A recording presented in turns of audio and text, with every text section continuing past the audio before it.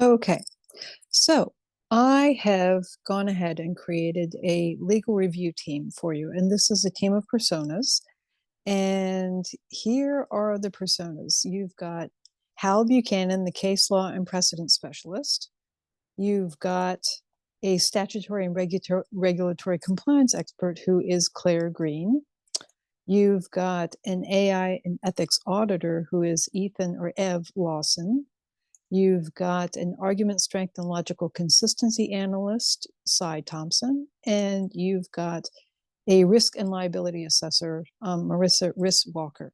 Now, these personas all work together to process legal documents and take a look at them, and then give you their opinion of whether it's something that will work or not. Or, they can also make recommendations about things that should be changed.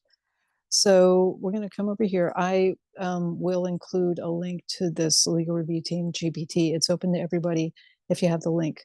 So let's do a legal review. And I went ahead and created a couple of sample legal documents. I did a partnership agreement, and I also did a legal brief.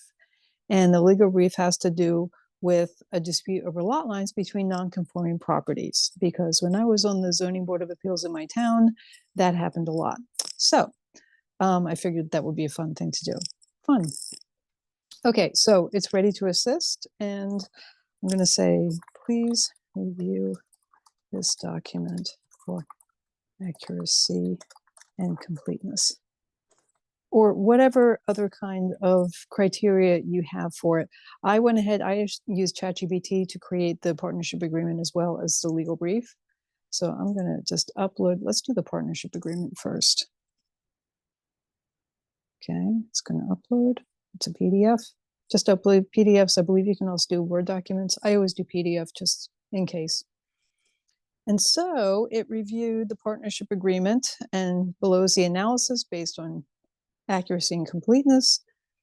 And it goes down through all of this and makes recommendations about things. And a provision about who will handle the bookkeeping or accounting responsibilities. Good idea. And then withdrawal of funds, ensure there's clarity on how available funds will be determined and how withdrawals will be approved. Confirm that both partners' names are added, any restrictions, and consider elaborating on what happens to intellectual property if the business is sold or merged. And so here are these recommendations. And I see there are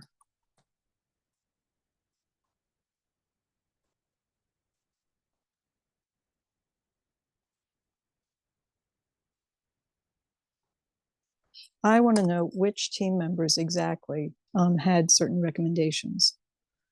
So for the formation of the partnership, Claire Greene, who's a statutory and regulatory compliance expert, she's going to ensure that the business activity aligns with legal definitions.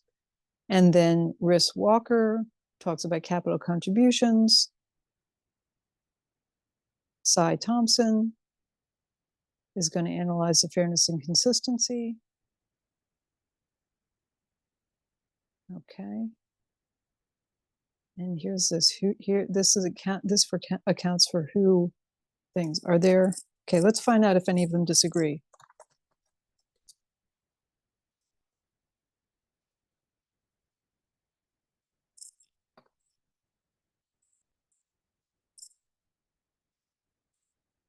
No significant differences or conflicts.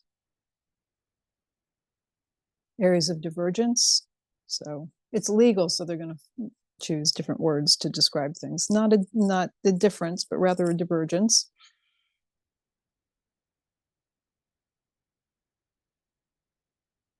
Okay.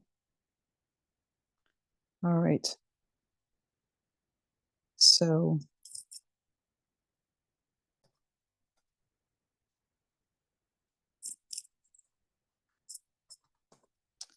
that's that. And you can also have them discuss. If they do have differences on this, you can have them argue back and forth, and you have them debate and go back and forth about what they think is and is not the case.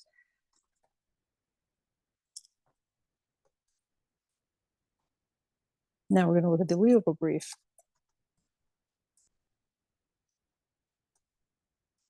We're going to review for completeness and accuracy. Here's my legal brief.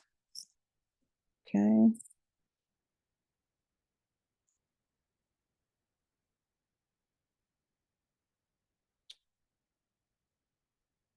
Okay.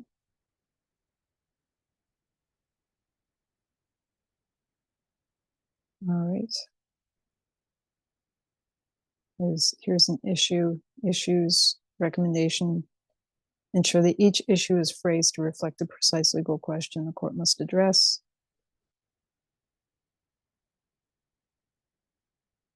Okay. And the accuracy, double check jurisdiction. Jurisdiction specific zoning laws, local ordinances, so on and so forth. And if you were to upload the zoning bylaws of the town that is in consideration, you could probably use that. And then here are all the recommendations that it makes. And then let's find out any team members in disagreement about any points. Let's find out if anybody disagrees.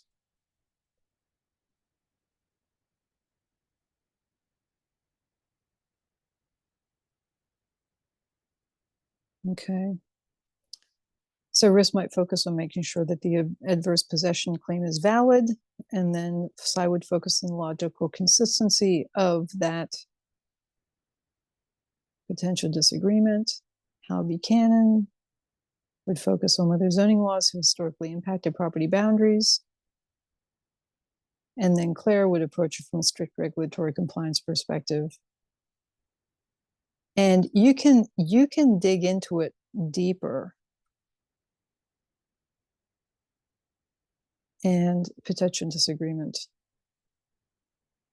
Okay.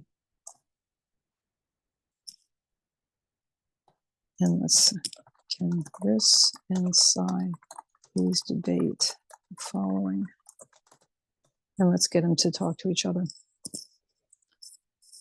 So if you address them by name, then you can discuss with them and you say, hey, what's the deal? And you can have a legal discussion with them, because what they're doing is they're tapping into the legal capabilities of the model. They're looking back into the large language model that they're part of. In this case, it's ChatGPT. And they're looking back into that large language model and pulling the expertise from there. And then they're focusing that expertise in this personality of this persona.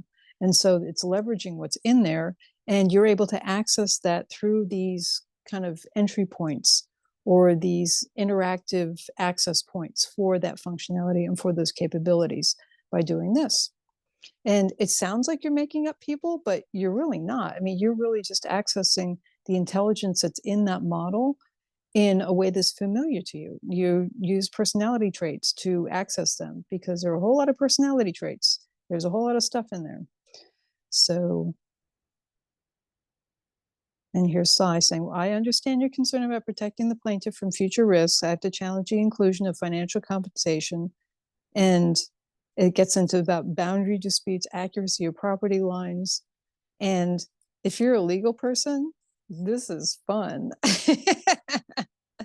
If you're not a legal person, you're probably like, please let me never have to deal with lawyers. But this is like, you can have an extended discussion with these personas. And there are times when they will come up with like really, really convincing sounding stuff. So you have to be careful with that. And that's why you're doing this thing, using AI to validate that stuff. But the nice part is that you can have an interaction with it. You can talk to it. You can tease out ideas, and you can challenge it, and you can go back and forth. You can have a debate with these legal personas that are in ChatGPT. It's a custom GPT. So Riss argues for a more conservative approach. Cy believes that the request for release should stay focused on resolving the legal issues at hand. And I have also, I've designed them so that they're going to defer to the human. in the whole thing. If they have divergent views, they're going to present both sides, but they're going to defer to the human for the final say. So that is the little legal review team. I'm going to post this video, and I am going to send you links to all of the stuff, and you can use it, have a blast, have fun, and I hope it helps. If nothing else, it's really interesting. So again, this does not constitute legal advice. This is not something that's reliable for legal counsel. This is a tool to double check and also to engage in a legal thought process as you go through your various legal things.